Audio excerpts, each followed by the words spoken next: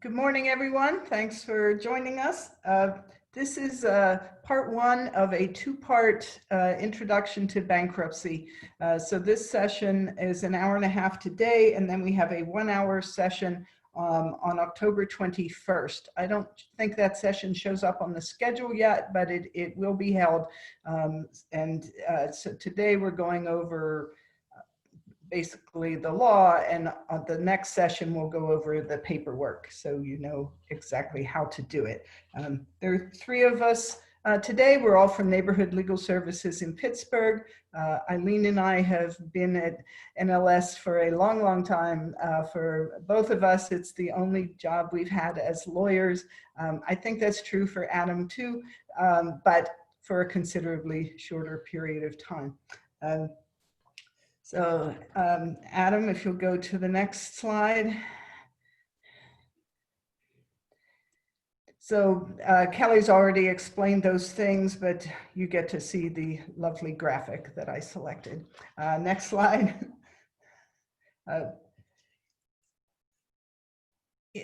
Our hope today is that people will feel more comfortable about the option of using bankruptcy.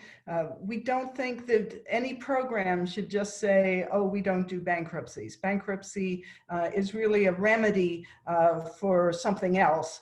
At least that's how we treat it. So you shouldn't remove a valuable option for your client by just not doing bankruptcy. As far as what legal services programs do, I think everything we do is important. And bankruptcy is one way to get some benefits for your client that you won't get any other way.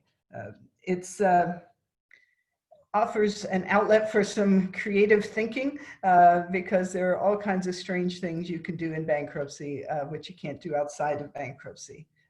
No, go ahead, Adam. Next slide. Yeah. So we do not have debtors' prisons any longer, although I still will have clients ask me if they can go to jail because they haven't paid a bill. There are some states I've read where they're doing all kinds of strange sort of criminal things in connection with collection of debts. We haven't seen that around here. So I think Pennsylvania has successfully eliminated debtors' prisons. Next slide, please. The idea of bankruptcy has been around for a long time. They talk about debt forgiveness in the Bible, which I know not from personal study, but by using Google. So it's not a new idea. I think sometimes people think, oh, it just seems new and maybe bad to let people off and not make them have to pay their debts. But really the social policy behind it is to allow people to have a fresh start so that they are not forever suffering because of some problem they experienced in their lives. So it actually shows up in the US Constitution. So it's in Article 1, talks about establishing uniform laws on the subject of bankruptcy throughout the United States. So it is a federal law, of course, but the way bankruptcy plays out varies greatly from state to state because the phrase is you go into bankruptcy with sort of the law that your state provides. So how a landlord-tenant case, for example, would play out is going to be different in Pennsylvania than it would be in another state. So just remember that when you're doing research. Eileen, you're up next. Good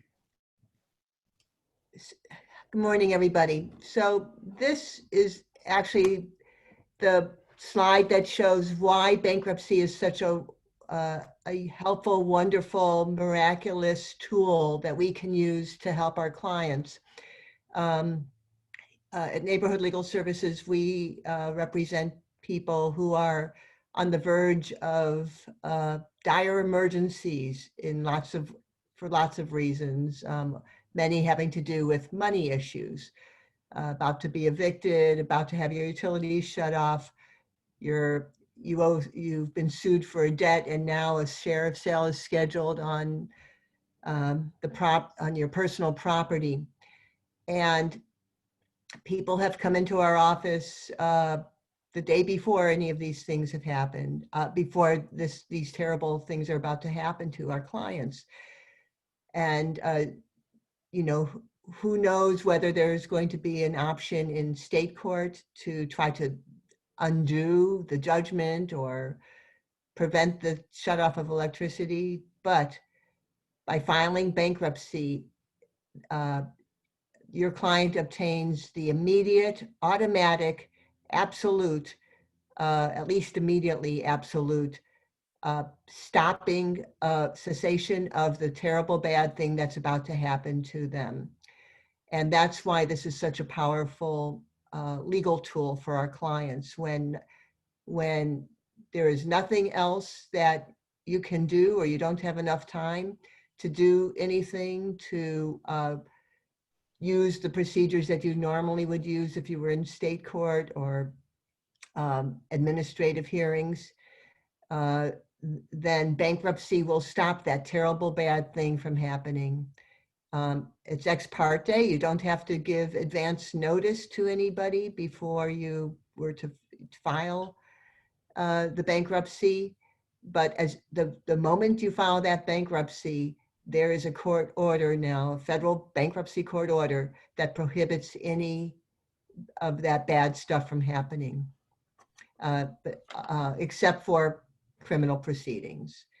But even if the bad stuff might otherwise be overcome down the road, I mean, even if you were able to, if somebody were able to challenge your right to use bankruptcy to stop that bad stuff down the road, at least for the time being, it stops it in its tracks. And again, this is why bankruptcy is so critical to help our clients, because we don't so often have any opportunity to have intervened earlier. Okay. So what are the bad stops? I mean, what are the stops of the bad stuff? Sheriff sales of home in Pennsylvania. If you have a sheriff sale of your home or of personal property, the bankruptcy can be filed any time before the actual sale, and that would stop the sale from proceeding. Eviction cases, often evictions can be stopped also, not necessarily permanently, but even if before somebody is actually evicted, bankruptcy could at least temporarily stop an eviction in some cases, and in other cases would stop it permanently. Termination of utilities, car repossessions, tax sales of your residential property. For those of you who practice housing laws, Section 8 termination cases, if the housing authority is terminating somebody's right to continue to receive Section 8, then filing a bankruptcy can stop that from happening as well as wage garnishments, which there aren't often in Pennsylvania, but there are wage garnishments. Termination of prevention of the termination of other public benefits in addition to Section 8, such as if a client comes in because they received a notice that there was an overpayment of Social Security and their Social Security was going to be terminated, bankruptcy will stop that with the automatic stay. And actually, even if those benefits have been terminated, if your food stamps are if any of those public benefits, unemployment benefits, food stamps, the TANF benefits, any of those benefits that have been stopped can be restored immediately with a bankruptcy, as well as even if your client comes in after the termination of utilities, then bankruptcy will require the immediate restoration of those utilities. Even if your car was repossessed, there's an opportunity in bankruptcy to obtain the return of your car as well, or your client's car. So it's, you know, its power is widespread, and for the types of cases that we try to help our clients with. Okay. So the who gets to be a debtor? A debtor is the person who files the bankruptcy. Who gets to be a debtor? Well, that's also very a broad opportunity. There's not a lot of conditions imposed upon anybody who is going to file bankruptcy. Uh, you don't even have to be uh, show that you're poor in the sense of having to prove that you owe more money than the assets that you possess. There are you could have a whole lot of assets, and if you have a lot of debt liability, then bankruptcy is permitted. I mean, there's no limit to no minimum amount of debt either, although we don't normally file bankruptcies for people with relatively small debt, but that's because of other constraints that I'll talk about in a second. But there's no minimum amount of debt, and there's no only in a certain situation. There's really no. For our clients particularly, we've never had a client come in where their assets make it impossible for them to continue to file bankruptcy. Can I just add something? The basic idea is so many people could file bankruptcy. So the question is, will it do more harm than good? So it might seem like a situation where bankruptcy could be useful, but as you will learn as we go along, there are some downsides to it. So it's really a question of, will this help your client? Is it worth it? They'll probably be able to file. The question is, should they? Right. And that actually we do, hopefully you'll take away what information is necessary for you to be able to evaluate that for the best outcome for your client, because there definitely are times when clients come to us and say, I want a bankruptcy filed, and after evaluation, you recognize that it's not, yes, it's available, but we don't believe it would be the best use of bankruptcy for you at that particular time for the client. So in order to file a bankruptcy, though, there's a requirement for debtors to take a pre-bankruptcy counseling session from a whole new industry that has been created because of this bankruptcy rule. There are credit counseling agencies and private and nonprofit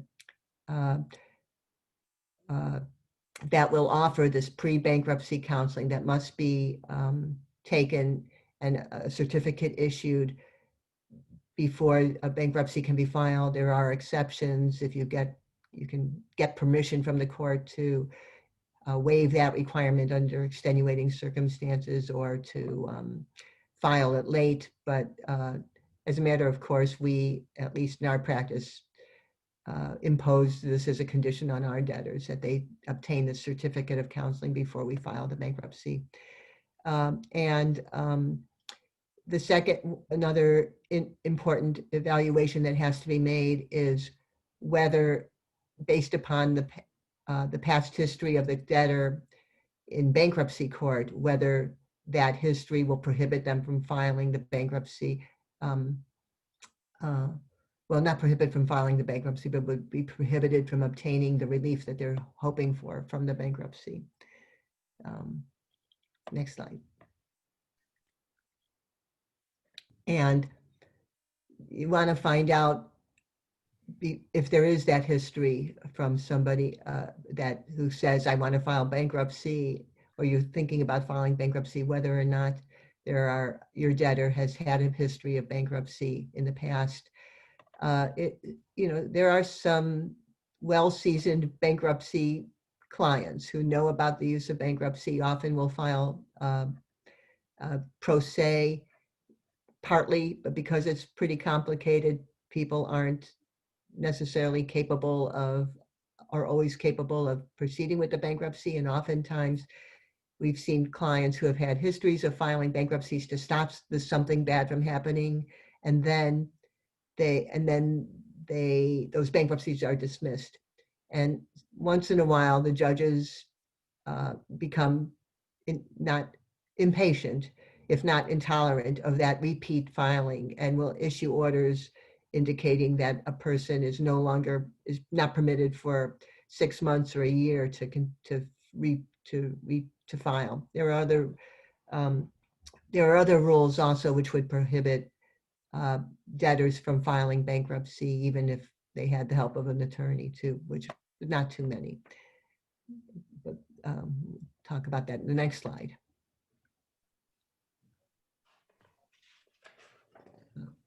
So, for instance, there are some constraints about how often somebody can file bankruptcy. If it's a Chapter 7 bankruptcy, I guess we didn't talk about the fact yet that there are two types of general bankruptcies for consumers. There's more than that. There are other types of bankruptcies, but the two consumer bankruptcies that we represent our clients in are a Chapter 7 bankruptcy, which is basically a discharge of debt, and we'll talk about that, and a Chapter 13 bankruptcy, which is imposing forced payment plans upon creditors to whom maybe you wouldn't owe the debt anymore by filing a Chapter 7, but they could take property. For instance, the easiest example is a car loan. The car is secured by the lender, so that if you don't pay, the lender gets the property back, the car. If you file a Chapter 7 bankruptcy, you will never owe any more money on the car, but the creditor still is entitled to obtain possession of that car because it secured the debt. So those are the two general types of bankruptcies in which we represent tenants or clients. But if somebody has filed a bankruptcy and obtained a discharge, a Chapter 7 bankruptcy, then that person is not permitted to obtain another discharge if they file the bankruptcy before 8 years later, following the filing of the first bankruptcy. That's a Chapter 7 to a Chapter 7. If the case had been dismissed, if one of those debtors filed a bankruptcy, but then for some reason, like the papers weren't completed, the case was dismissed, then that debtor cannot file bankruptcy again for 180 days after the dismissal. If the case, there's a limit to that. It's only under certain circumstances that 180-day prohibition kicks in. Yeah, okay, that's right. Maybe the second or the third time or something when the judges decide that they've had enough. That's true. So if your client has filed a Chapter 13 bankruptcy, and in that Chapter 13 bankruptcy, the debtor hasn't paid at least 70% of the unsecured debt, and you'll learn what that is, then a Chapter 7 bankruptcy cannot be filed for 5 years after the filing of that Chapter 13 bankruptcy.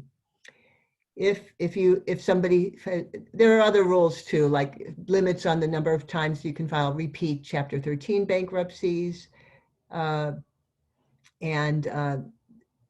me, at least, I know I always have to reread the rules, but they're in the handbook that Kathy prepared of what the frequency is of how you need to file bankruptcy. But generally, I would say that even if you feel like a client can't file a Chapter 7 bankruptcy because of a prior history of bankruptcy, there could very well be a way to use a Chapter 13 to prevent something bad from happening, even if the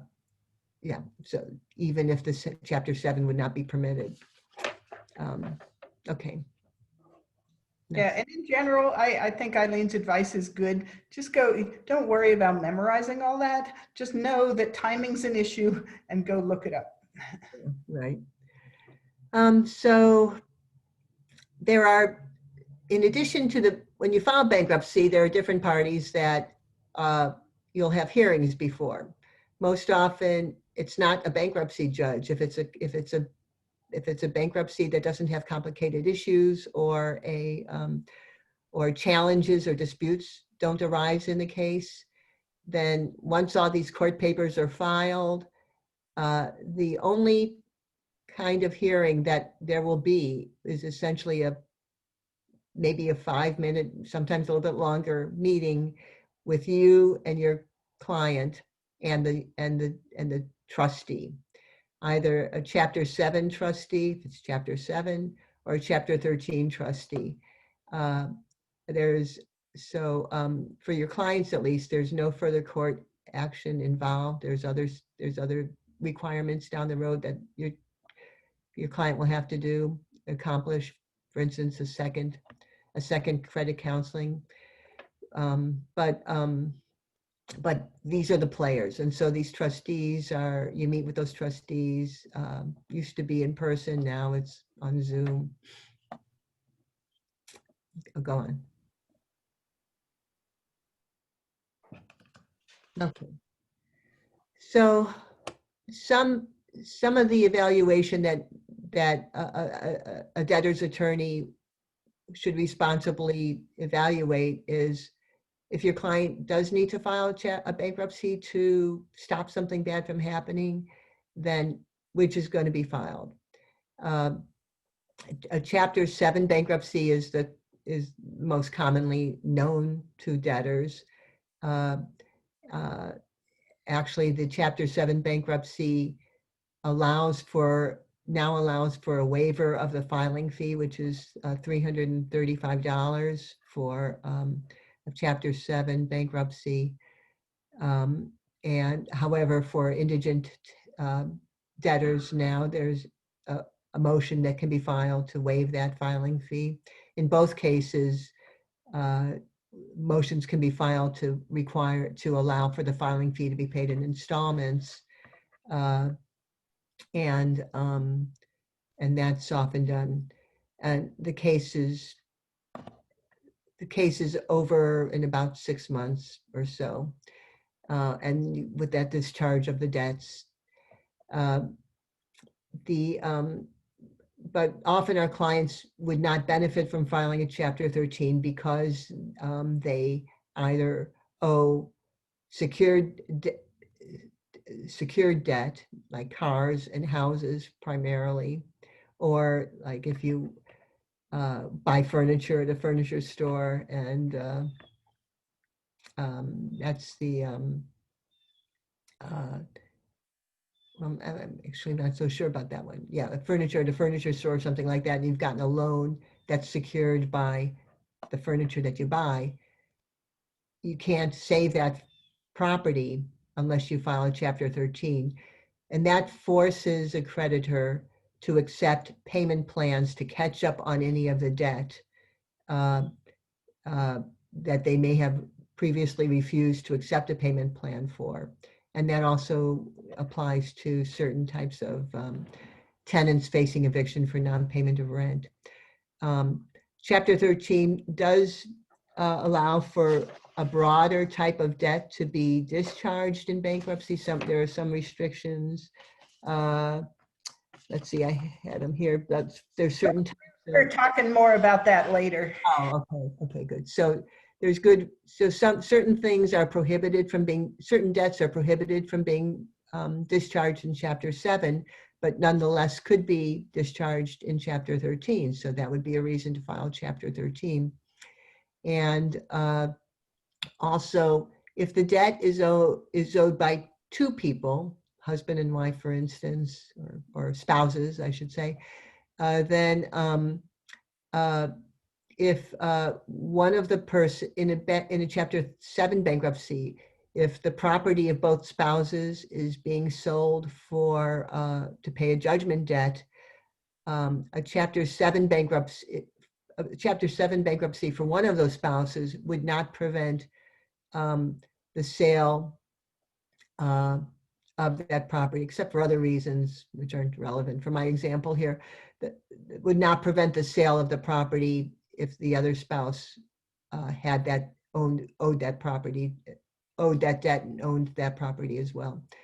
I think another example of that is if they aren't spouses, then yeah, the co-debtor stay would protect the person who co-signed your car loan, and if you're in a Chapter 13.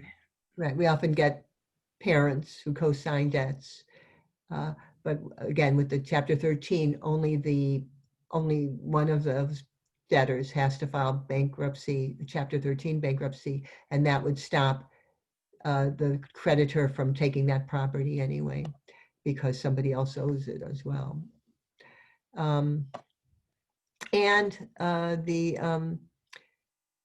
There is an opportunity legally for creditors to challenge the ability to discharge of a debt based upon these three, if one of these three factors can be established. Eileen, would you in general think that you would file a Chapter 7 if you could, as opposed to a Chapter 13, because a general rule? Yes, if there's no need to, yes, I would. If there's no need to, yes, for that's, I don't know, would you? I do, yeah, if there's no. That's how I think of it. That, my assumption is we'll do a 7 if we can. If that doesn't solve the problems, then we would do a 13. I'm now currently representing a client who had previously filed a Chapter 7 and gotten a discharge, ended up owing, and it was to not have to pay back utility bills that were preventing her from having the utilities on in her name in the house she rented. And then she fell behind again, and again she couldn't pay that back. But I was able to, she's currently in a Chapter 13, which we'll talk about later, only requires her to pay like $10 a month for the next 3 years. And after that, then that debt will be discharged anyways. But so that would be a reason to, when you file a 13, can they file a 7? That would have been best. And that would be the first goal would be to file 7 in that case, but it wasn't possible. So if you hear someone talk about Chapter 20, that's what they're referring to, which is the successive filing of a 7 and then a 13. So there is no actual Chapter 20, but this passes for bankruptcy humor and is called a Chapter 20. Yeah. So I also would say that the false pretense, these 3 exceptions to discharge, if a creditor were to assert them, are difficult to prove because the evidentiary burden is rather high. So I guess the time that we would have to consider if the debt could be discharged based upon false pretenses or fiduciary fraud would be, for overpayments, like Social Security overpayments, for instance, where sometimes we file bankruptcy to stop the overpayment, and the Social Security Administration has threatened that they believe that there was fraud, which created the overpayment. But very rarely do they prosecute that. Does the Social Security Administration prosecute that? I think Kathy and I once litigated a case where my client was accused of arson. And so the creditor challenged that the discharge of that debt, the debt for the property damage that occurred as a result of the fire. And they, in the end, the court, Kathy had to go to the Court of Appeals on that. The court ruled that there wasn't sufficient evidence to establish willful or malicious injury to the property. So it doesn't happen too often, at least for our clients. Okay. Can I do the next one? Adam, you're Okay, so I'll be talking a bit about exemptions here. So as previously discussed, prior to filing a bankruptcy, you have to decide if there's going to be, how viable the bankruptcy is. And a large part of that is determining what property the debtor has, what property the debtor is looking to keep or is looking to save with the bankruptcy. And that's where the exemptions come into play. So basically, the major goal here is to ascertain viability of the bankruptcy and also to protect the equity that the debtor already has. So it says here that debtors in Pennsylvania may choose between federal bankruptcy or state law exemptions. It's almost always federal because they provide greater protections to the personal property and the real property of the debtor. So this does cover both personal and real property. And the exemptions are adjusted every 3 years based upon consumer price index, and they'll be adjusted coming in April 2022. So moving on here, again, there are some differences between how you handle your exemptions in Chapter 7s and Chapter 13s. In Chapter 7s, any assets that are not protected by an exemption will be sold and the proceeds distributed to the unsecured creditors. So as we had discussed, Chapter 7 is supposed to be a discharge of your debt. And, under normal circumstances, like Kathy and Eileen had discussed, you would want to discharge your debts and kind of wash your hands of that and you would be good to go. The difficulty comes in where you have exposed equity. And then if you do have some exposed equity, meaning that, you can't exempt all of that, you may end up having to actually pay some of those creditors. And Adam, I should have put this on the slide, but he mentioned that the proceeds are distributed to the unsecured creditors, and that may seem weird, but that's because the secured creditors are secured by whatever their collateral is. So they're already protected. It's the unsecured creditors who might not get anything in a case, but they would if your assets aren't protected by the. Exactly. So your secured creditors, most usually, like we had talked about, are some sort of real property or a vehicle. They already have their security interest, and if things, if there is some exposed equity, they'll be protected in that property. The unsecured creditors have to look to the other property that they do not have a security interest in, and if there is any equity exposed, then they may have a right to some of those proceeds. Additionally, there's a liquidation alternative test for Chapter 13s. Unsecured creditors must get what they would receive in a Chapter 7, which, for our clients, hopefully is zero. Hopefully that we can exempt everything and that no money will have to be, no property will have to be sold and distributed to unsecured creditors. But if that is the case in a 13, the creditors will get what they would have received in a Chapter 7. So a little bit about these actual exemptions. So when you are filing for a bankruptcy, and I believe this will actually cover a little bit on this in the part 2 as well, but what you have to do basically is give the trustee in the court kind of a snapshot of your kind of financial status and what real property you have, what personal property you have, any assets, kind of across the board. And you need to list all of those things on what are called the schedules. And once you list those things, you can kind of look towards using those exemptions. So it says here doubled if spouses file a joint bankruptcy, which is the case. Your exemptions double if you are filing jointly. So it may be a strategical move to do so in order to save a little bit more equity in the property that you have.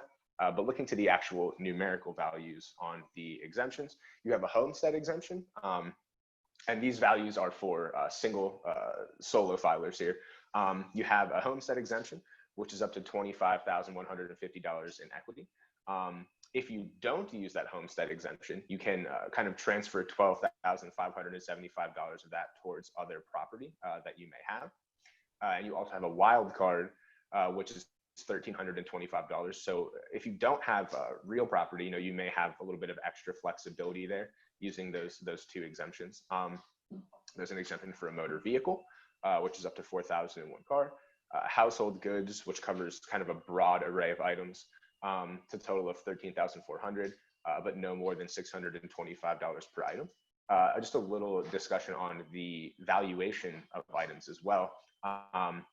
There's kind of a lot of discussion as to how to value items between ourselves and our clients, just because there are certainly some competing ideas of how much their property is actually worth.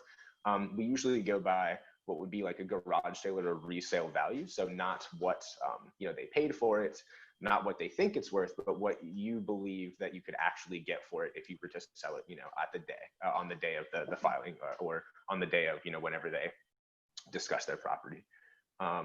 Can exempt $1,700 in jewelry.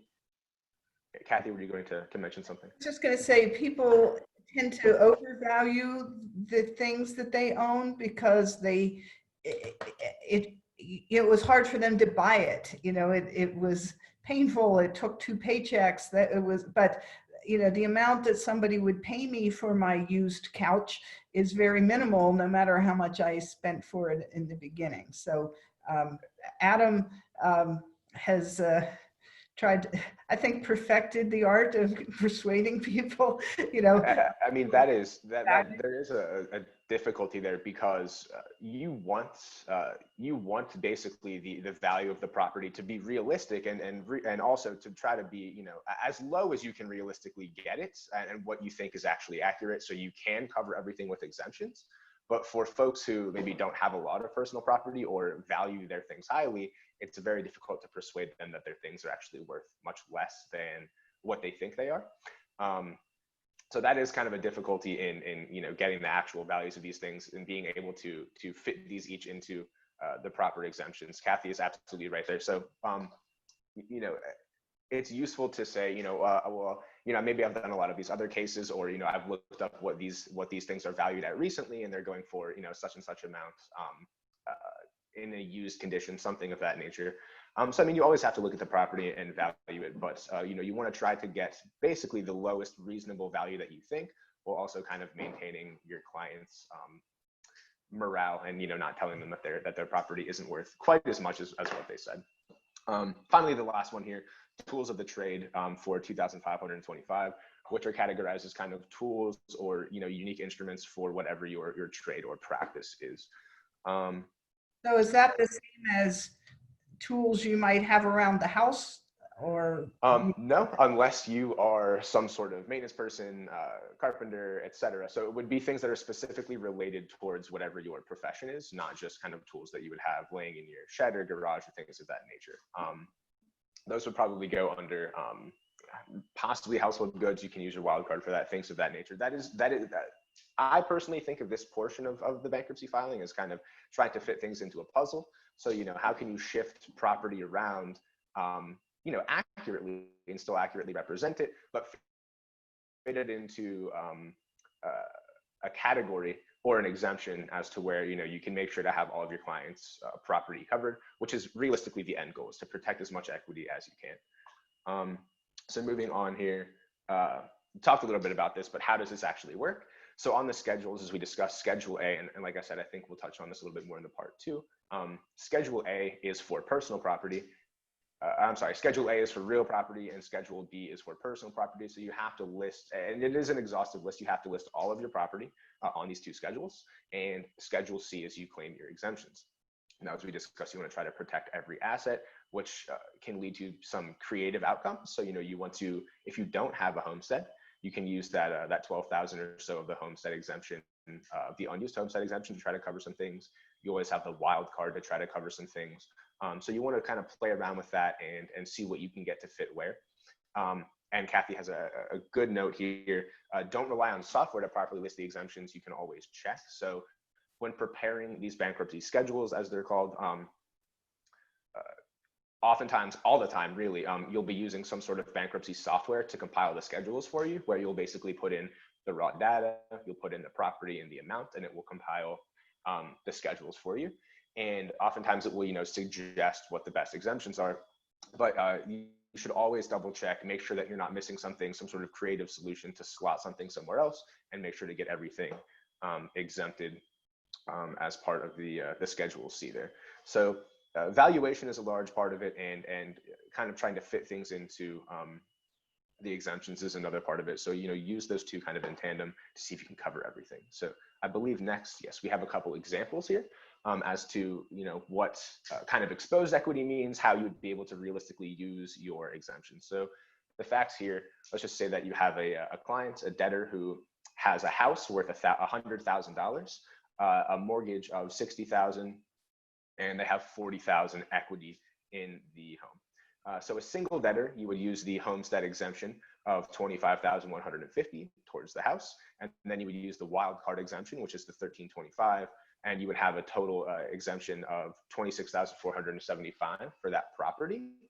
But the issue there is you leave a large portion of unprotected equity exposed there, which could then go towards creditors, $13,525.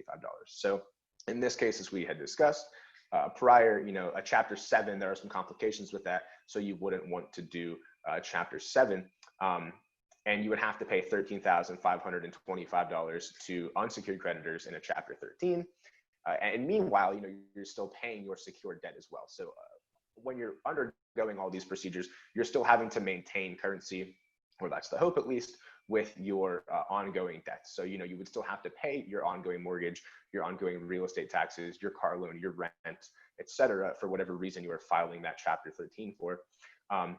So that is something to make sure, because you don't want to, have folks be paying their current, their current expenses and the plan on top of that, and still have exposed equity that they may have to pay out to other creditors as well.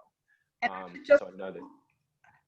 I'm sorry, I should just point out we just use these numbers because it's easier to see them and do the subtraction in your head. But in real life, it would be a little more complicated than this, because you could argue, for example, that the cost of sale should be deducted from your client's equity, things like that. So you wouldn't be this this simple, but that's the basic idea behind it. Yeah, I mean, things here are, for example purposes, very neat and tidy, but oftentimes there are disputes over how much the house is actually worth. Sometimes you may have competing evaluations of the house. Sometimes you may have issues of that nature. So Kathy is completely right there. We're using square numbers here just for ease of demonstration. Oftentimes there are ways to maybe squeeze a little bit more equity or a little less unexposed equity, or exposed equity, I should say, out of it by looking at valuations of properties and things of that nature. So same facts here, except we're going to say joint debtors are filing now. So if you recall, you can double your exemptions for joint debtors. So now you can protect, using the homestead exemption, $50,300 of your equity in the home, and you wouldn't need to use the wild card. You could use that to fit in somewhere else if you have any other property that may need it. So this way, there is no unprotected equity, and a Chapter 7 is therefore okay. And in a Chapter 13, let's just say you still wanted to have a payment plan to pay off the rest of that mortgage, you wouldn't have to pay any money to the unsecured creditors under the liquidation alternative test, which, as you can recall from earlier, basically says that a Chapter 13 unsecured creditor is owed the same amount that they would be getting in a Chapter 7 bankruptcy, which in this example is none, because you are filing jointly and doubling up on that homestead exemption. Okay, so I think Adam, I'm sorry, this is Kelly. If I might just interrupt, I'm going to launch the first of the 2 CLE poll boxes. Attorneys requesting CLE credit, please respond to this. Thank you. And Adam, feel free to continue.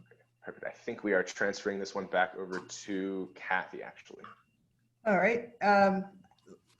Let me talk about secured creditors. So we've already mentioned them, and that's very often those are the creditors that propel someone into bankruptcy. They fell behind in their mortgage, or they're worried about their car being repossessed. So it's usually the secured creditors that are going to give you trouble and that you have to worry about the most. So there's a phrase that is used in bankruptcy talking about allowed secured claims. And, I will spare you the details on that, but just that it's a phrase that you'll see. And it can arise in several different ways.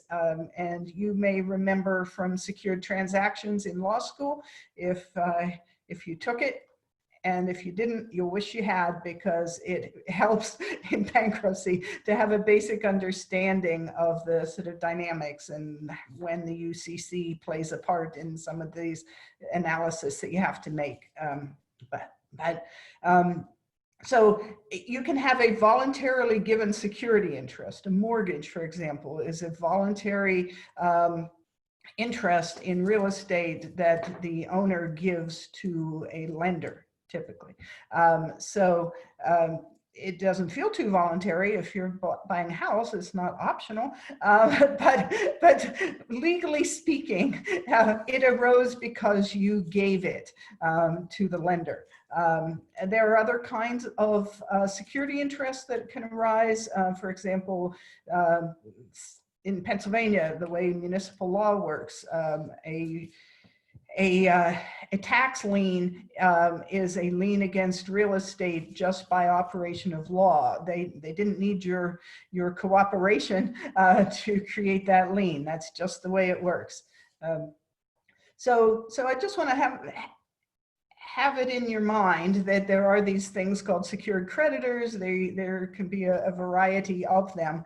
And the general rule in bankruptcy, and this is what makes bankruptcy so attractive, is that those secured claims can be modified. Excuse me. And by modified, we mean change the terms of the contract. You can change how many months you have to pay. You can change the interest rate. You can change the amount due. So those are various things you can try. Now, I'm not saying you'd always be successful, but these are things that make bankruptcy appealing. So that's the general rule. And that's one of the big benefits of bankruptcy for the debtor. So there's an exception to that general rule, is that you usually cannot modify the terms of a mortgage loan. So, oh, I see a chat popped up. Joint debtors have to be married couples. Yes, yes. Two other people cannot file a joint bankruptcy.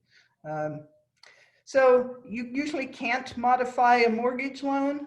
That's the exception to the general rule of modifying secured claims. There's an exception to the mortgage exception, and that is sometimes you can modify a mortgage. And we'll talk a little bit about that later, not a whole lot. But that's just my overview of secured creditors. Obviously, if this were a law school class, you'd be spending weeks and weeks talking about this stuff, and we can't do that now. But I would say look at the NCLC bankruptcy manual if you are ever in need of an explanation of a topic. It's just a wonderful document. And I think all legal services programs have the NCLC manuals. If you don't, hopefully you will get them. You know, they're consumer oriented and extremely helpful. Next page. So just something basic to keep in mind, that in a secured consumer transaction, there are usually two parts to the debt. And the first is the debtor's promise to pay. And this is usually going to be in writing for a secured transaction. And it takes the form of a note or just some document, whatever it is, but there should be paperwork, and that's evidence of the debtor's promise to pay. And then the second aspect of this in a consumer transaction is the debtor's voluntary grant of a security interest. And that puts that creditor in a better position than another creditor would. We've already talked about how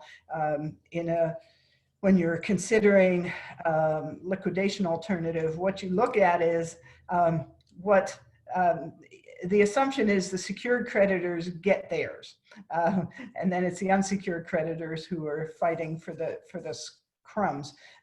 So in a secured transaction, they've got these two parts. Next.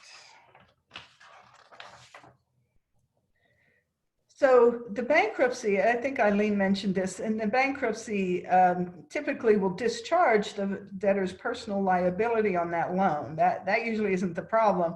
It's the question of what happens with the security interest. Can you deal with that? And sometimes you can. So here's a typical car our client might have.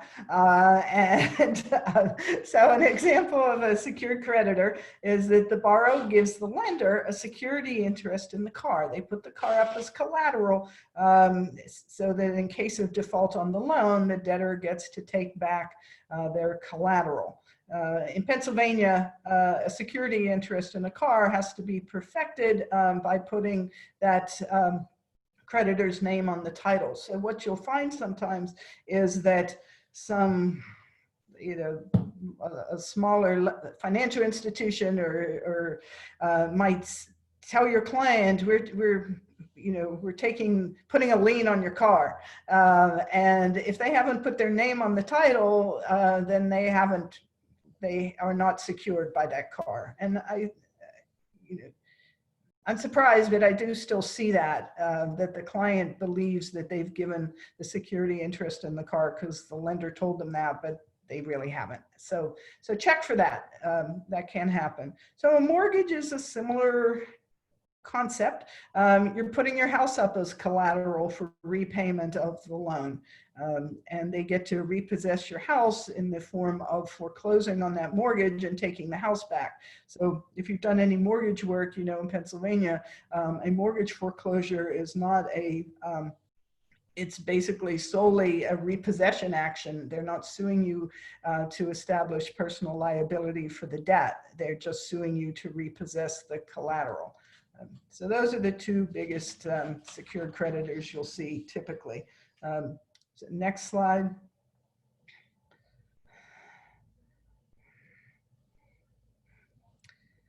So this is another type of secured creditor.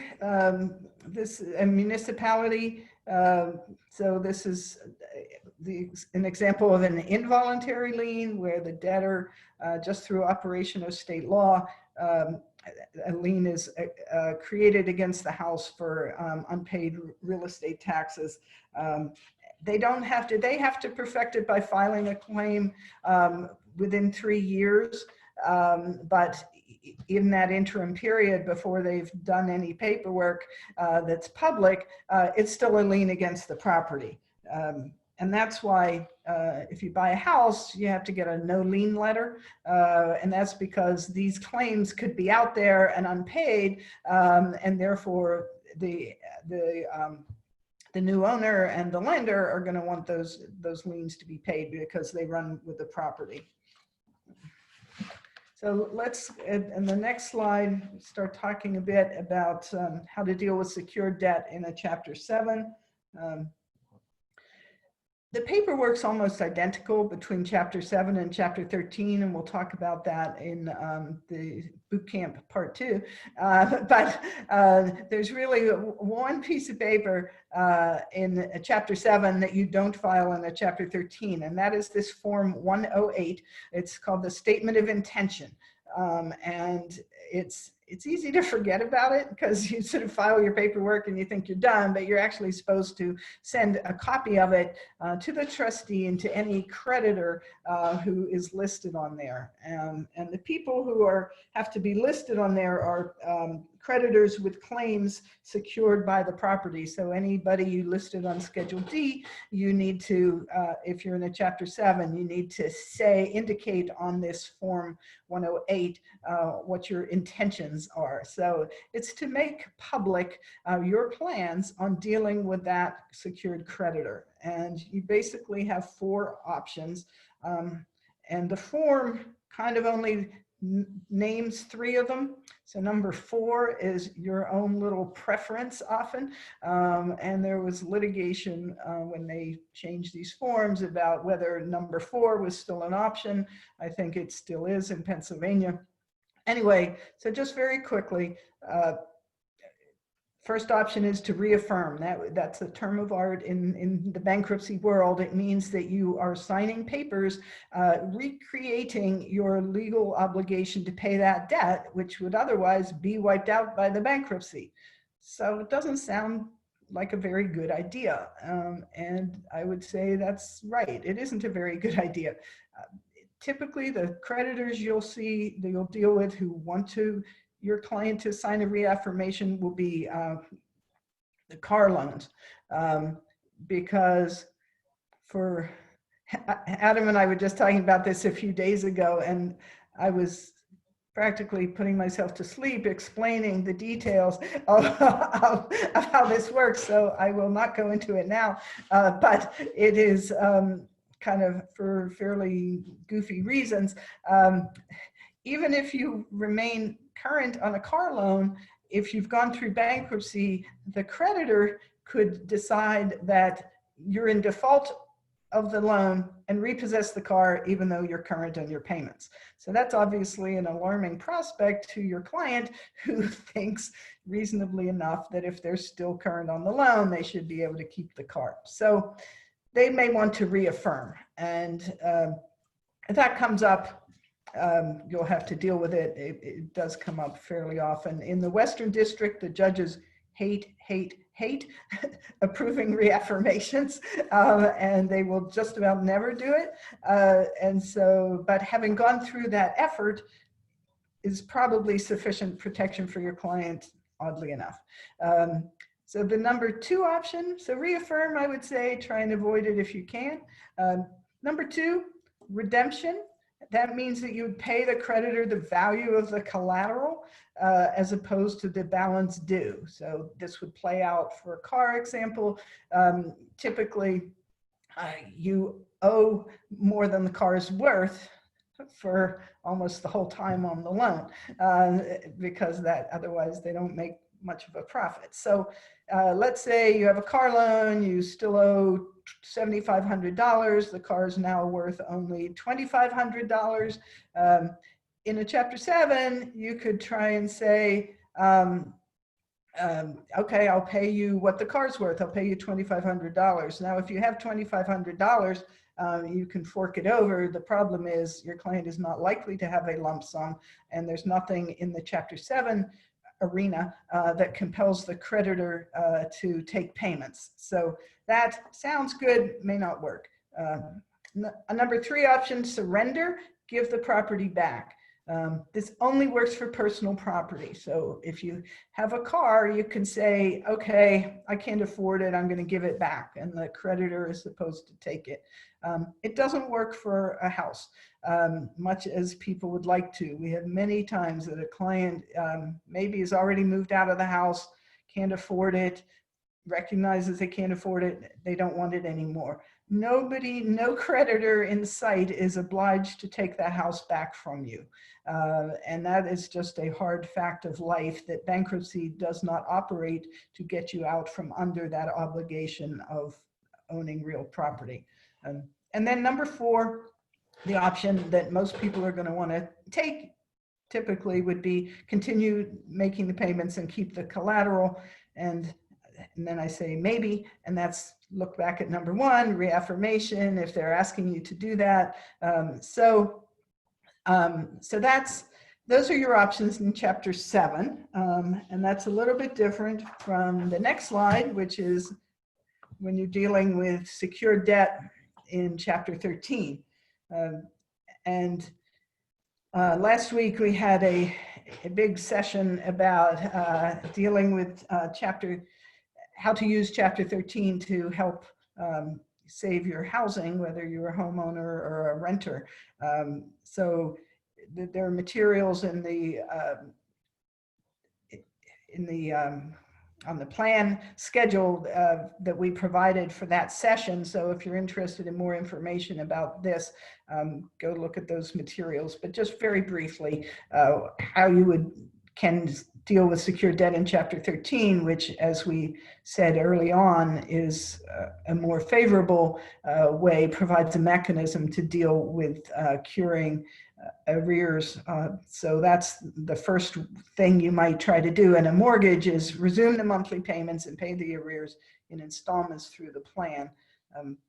One option that occurs is a possibility sometimes is to pay off the loan balance if it's low. You can modify the terms of the mortgage loan. This is one of those exceptions to the exception to the general rule, which means occasionally you can deal with modifying mortgages. This is an example of that occasion. You can, if the mortgage loan is going to be over soon, you can modify the terms of the loan by cramming it down, which the example I just gave for a car, if you, the car is worth $2,500, and you're only going to pay that and not pay the balance of the car loan. That's called, you call that cramming it down if you're doing it in a Chapter 13. So you can do that on a mortgage if the loan matures before the final payment of the Chapter 13 plan.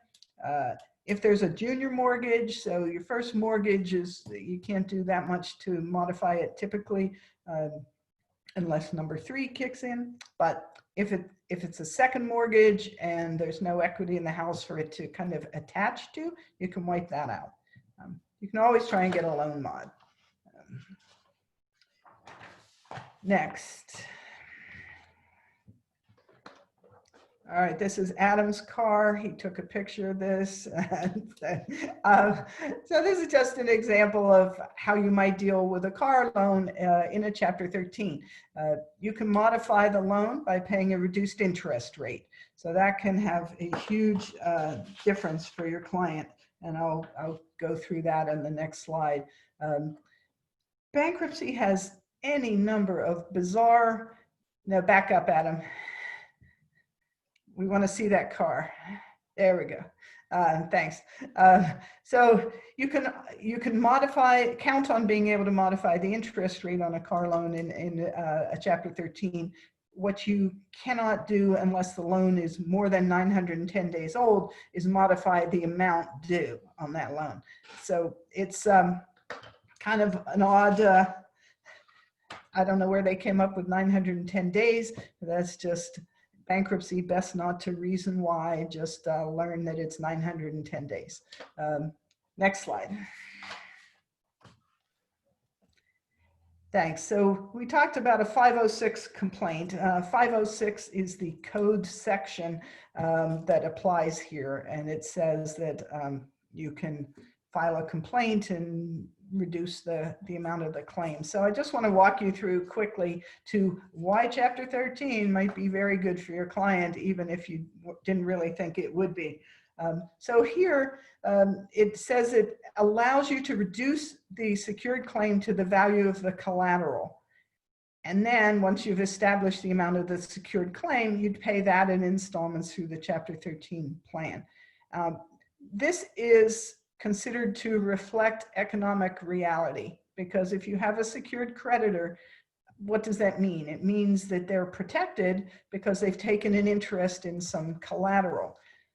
So how that would play out is if you default on that loan, they get their collateral back. So what do they have? They have a car, and whatever that car is worth, that was the value of that security interest to that creditor.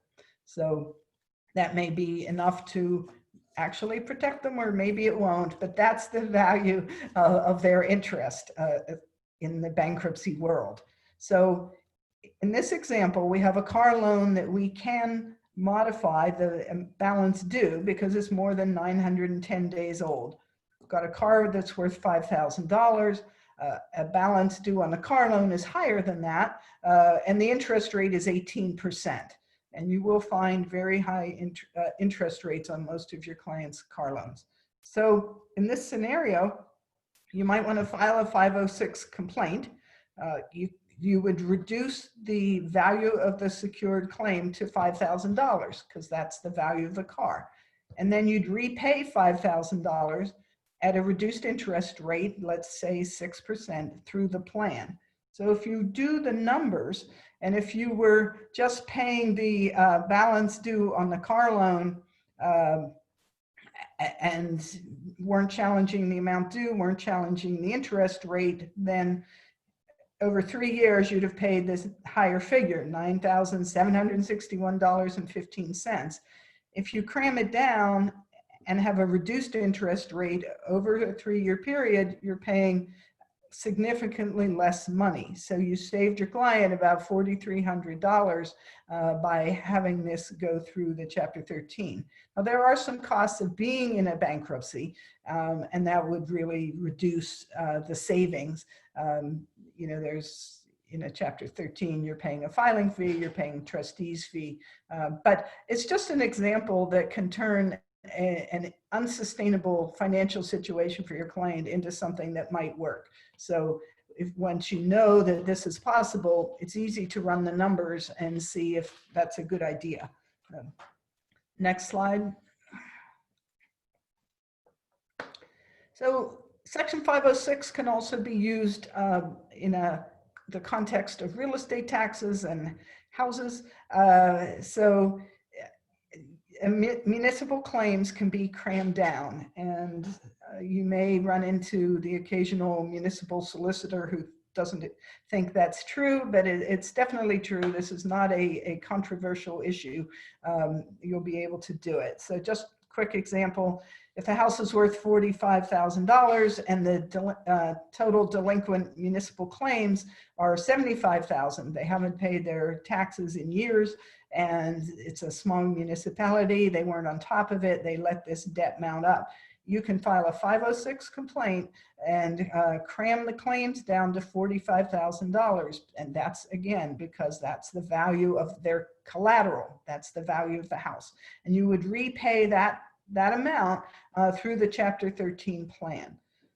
So that's nice if your client can afford to do it. This happens a fair amount in the Western District.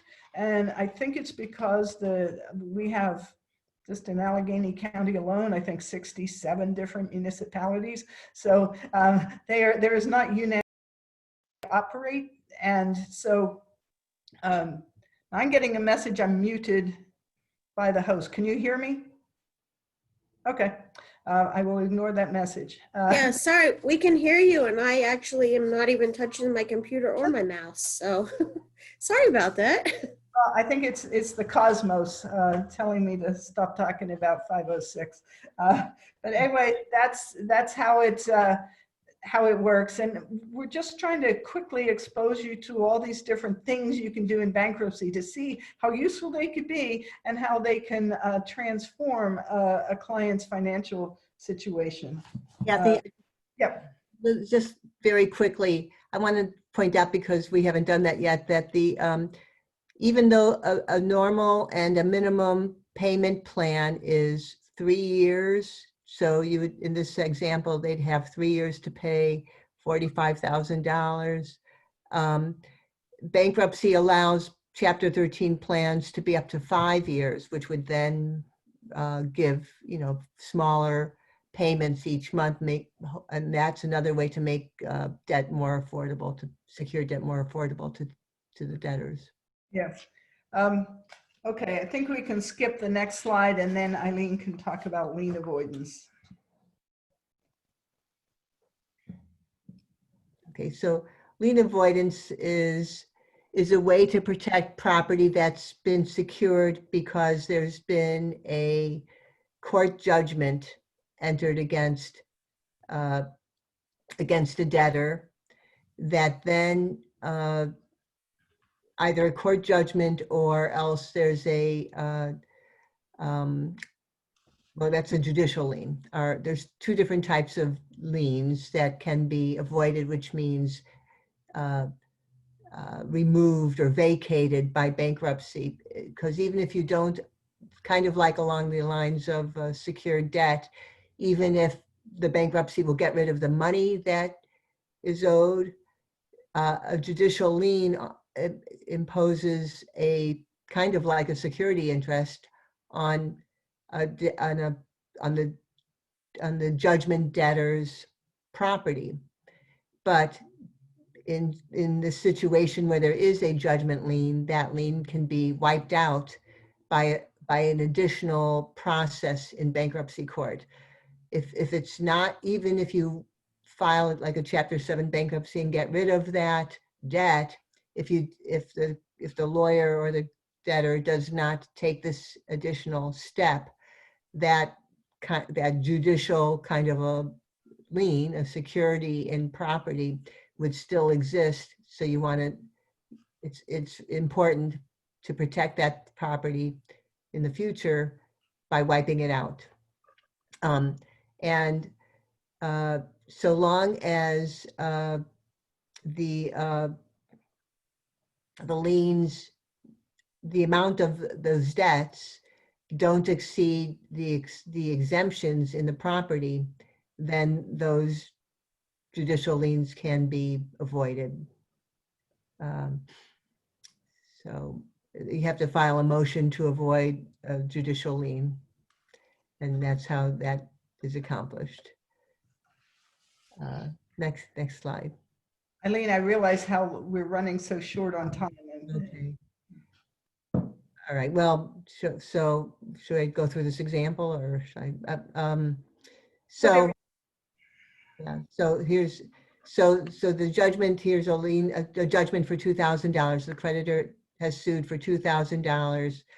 That in this particular case, there's $25,000 of an exemption in the house, although the house has $5,000 equity. And because there's, what does this say? Because the sum of the property exceeds the debtor's interest in the property, the 2,000, there's no exposed equity. So therefore, because they'll have $5,000 equity, but they're entitled to a $25,000 exemption. And because there's no equity in the property that can be taken by creditors in a bankruptcy, the $2,000 security, quote, semi-security or pseudo-security is impairing the right of the debtors to use the exemption. And so that judgment can be avoided. I'm sure that was not clear at all, but if you have equity, if the equity that you're entitled, that a debtor is entitled to is going to be affected by a judgment lien, and the judgment lien can be wiped out to make sure that your debtor obtains the total value of the equity which bankruptcy gives that debtor. Okay, next slide. Even though there is no deadline in the bankruptcy code, and by the way, this is 11, all these numbers you're seeing are from the bankruptcy code, which is a federal statute, which is 11 USC. So 11 USC 522, for instance, is what the cram down statute was. But there's no deadline in the code to file, but in the Western District at least, and we don't know what the deadlines are. Also, I guess no deadlines in the Eastern District, but a debtor has to file a lien avoidance motion after the claims bar date, which is the date that is set forth in the notice that the debtor gets from in the notice that the bankruptcy court issues, that says that any creditor has to file their claims by a certain date, and then you have 90 days after that to file this lien avoidance motion. I guess I don't know if anybody knows here about the Middle District, but go on. Okay, I'm going to talk about dischargeability quickly. And then I think, Eileen, since we're running out of time, we're going to skip the landlord-tenant section because the landlord-tenant issues are covered in a lot of other sessions, I think. And so I'll talk briefly about dischargeability and then Adam can wrap up. So the dischargeability is much simpler than most other things in bankruptcy. There's a list that tells you if something isn't going to be wiped out. So that is very helpful. So section 523 lists, so the general rule is if it's not on this list, it got wiped out. So look at section 523 for the exceptions to the discharge. Next slide. So these are the type of debts that aren't dischargeable in either Chapter 7 or Chapter 13. So Eileen, I think had mentioned earlier, there's a wider discharge of debts that will get wiped out that might make it attractive to file a Chapter 13. But these debts on this list aren't wiped out in either one. So very quickly, some taxes. So if taxes are old enough, if the debtor filed, I'm talking about income taxes, and the debtor filed a return, etc., then they might get wiped out. It's fairly complicated. I look it up every time just to make sure I'm doing it right. So we're not going to go into more detail here, but just know that sometimes taxes can be wiped out. A debt that isn't listed doesn't get wiped out, except there's a Third Circuit case that says it can. So that seems odd to me, but we have that case, might as well take advantage of it. But you want to put your client in the best position possible, and that means be as thorough as you can when you are listing debts.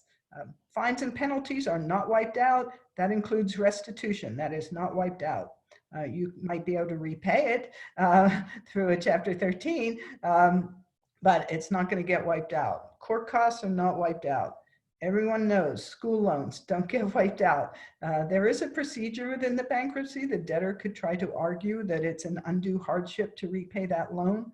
Case law is terrible, and we're always looking for that perfect case to challenge the existing analysis. But independent of a bankruptcy discharge, you can try and get an administrative discharge through the agency. If a debt arose out of drunk driving, it does not get wiped out. Condos must have a good lobby because there's a specific statement that post-petition condo or co-op housing fees don't get wiped out. Now, typically post-petition, nothing gets wiped out. So I don't know why they list this, but they do. Domestic support obligations. So things that are in the nature of support, child support or alimony do not get wiped out. Next page.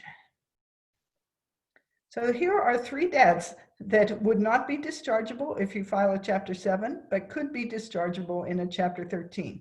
So property settlements, that's distinguished from things that are in the nature of alimony or support. So you have to look at how they operate, not just what they're called in the divorce documents. So if they're calling it a property settlement, but really it's functions like alimony, you might want to argue this shouldn't be dischargeable either if you're looking at, contesting someone else's bankruptcy. A debt that's arose out of willful or malicious injury can be wiped out in Chapter 13. Debt incurred to pay non-dischargeable taxes. They don't want you taking out a cash advance from a credit card to pay your taxes and then wiping out the credit card debt. So that's about all I want to say about dischargeable. There is Eileen had mentioned earlier, so if we go to slide number 36, Adam, then the burden is on the creditor to contest the dischargeability of certain debts. And the most relevant one for our purposes is whether, before that, slide before that. Oops, sorry. That's okay. So the Hold on, I'm having some technical, there we go. okay. So this comes up most often for us with a government benefits overpayment. So the general rule is you list it, it gets wiped out. The burden's on the government agency to file an action in bankruptcy and to determine the dischargeability of the debt. And the burden's on them. It's hard for them to win those cases, I think. So that's can be a big benefit to the client. So we are now in the hopes of hitting some of the high points of the last sessions. We're going to skip the landlord-tenant aspects of this, but they're in the materials. And Adam, can you take us through to 11:30? Certainly. So I'm going to just wrap up and talk about some miscellaneous issues here at the very end. And as Kathy just said, these are all in the materials as well, and in the handbook, which is also very informative. So relief from stay under Section 362. This allows a creditor to get relief from that automatic stay that we had talked about in the very beginning of the presentation. So a secured creditor can request this to pursue legal remedies regarding the secured property. So the burden of proof is first on the creditor to show that the debtor's equity position, and then on the debtor to show adequate protection. So just quickly, what adequate protection would be basically is whether the value of the collateral exceeds the value of the secured creditor's claim. And if there's a sufficient cushion to basically absorb interest accrual. So just basically making sure that throughout the pendency of the bankruptcy, the secured creditor is basically maintaining some value in that property. And there are certain deadlines that may terminate a stay even if you contest it. Some miscellaneous issues with vehicles. The automatic stay can stop a repossession, but it doesn't solve the money issues, as we actually talked about in a prior slide a little bit. But you can pay the arrears through the plan of your vehicle, and there's always the option to do the cram down, as we had discussed. But unless the debtor's financial situation is better, the 13 is unlikely to help unless that cram down is an option. But you can maybe reduce the interest rate, cram it down, and you know, you can extend the length possibly with the Chapter 13. And if the car is already repossessed but not sold, you can file a turnover motion under Section 542 to possibly get your property back. There's more discussion of if the creditor is adequately protected, discussing that interest and the value of the property as well. Moving forward here to discussing driver's licenses.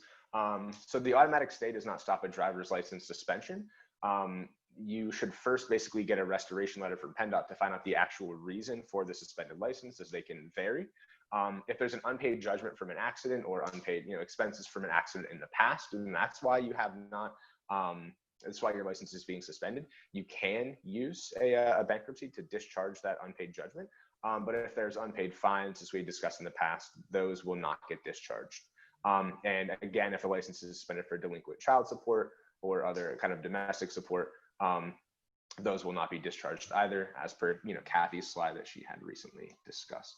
Just a little note about claims here. So creditors file these proof of claims, basically stating the amount and the nature of the debt owed. So, you know, you have your own idea of what the debtor will owe based upon the numbers that they gave you, but the creditor is going to file a proof of claim as to what they think the correct figure is. So sometimes you don't care about it if it's a debt that's going to get discharged anyway. But if it won't be discharged, or if you have to repay that debt through a 13, that's obviously a number that you care about greatly. So you can object to the claim, bring a counterclaim if you want to contest what that value actually is, but you should be sure in your calculations and make sure that you have the proof to show that the number is, you know, what you say it is, as opposed to what the creditor says it is. And you're more likely to litigate these claims in a Chapter 13, just because that's where you'll be valuing claims that you have to pay off over the payment plan. And then Section 525 is an anti-discrimination provision, basically saying that if you file for bankruptcy, government units and employers are prohibited from discriminating against you because of your status as being a bankruptcy filer. So you cannot be denied solely for the purpose that you have filed for bankruptcy, but if credit is still relevant, then, you know, they can look at your credit, and as we discussed, bankruptcy does take a big hit on your credit. So this comes up in housing, driver's licenses, occupational licenses, student loans. So you can't be outright discriminated against for filing, but look to the credit as well. Adam, sorry, I need to launch the second poll box. Attorneys, please respond. And go ahead. Thank you. Okay. Just one sentence. This is the section of the bankruptcy code which helps protect debtors from losing their Section 8 benefits, because the government can't discriminate against the debtor. Okay, so I think, Kathy, you want to wrap up these last 2 or 3 slides here? Yes, just a reminder that there is a separate part 2 of this boot camp topic, and we will cover the paperwork. We'll look through the bankruptcy. So the ideas that we've been talking about here, you'll see how they are put into practice in filling out the forms. And so it's going to be on October 21st at 10 o'clock. And just a reminder that last week on September 17th, we had a session that covered a whole lot of landlord-tenant issues. I'm sorry we gave them such short shrift today, but we invite you to join us on October 21st, and thank you for listening to us this morning. Thanks, everyone. Thanks, our presenters, and for everyone for being with us today. And have a good rest of the day. Take care.